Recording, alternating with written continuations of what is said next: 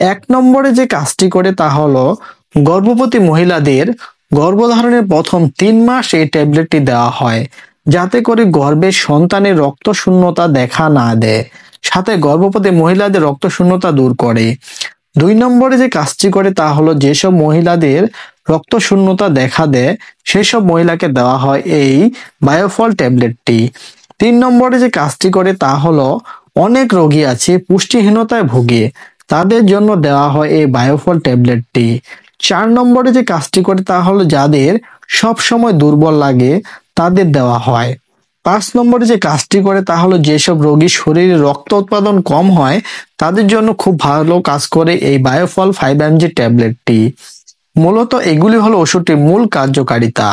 এতক্ষণ জানলেন কার্যকারিতা, এখন জানুন কিভাবে সেবন করতে হবে এই বায়োফল ট্যাবলেটটি।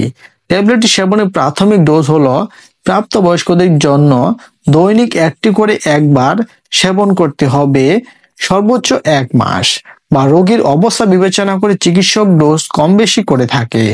তাই যে কোনো ওষুধ সেবনের পূর্বে একজন চিকিৎসকের পরামর্শ নেওয়া উচিত। ট্যাবলেটটি সেবনে যেসব পার্শ্ব প্রতিক্রিয়া দেখা যেতে পারে সে সম্পর্কে জেনে রাখুন।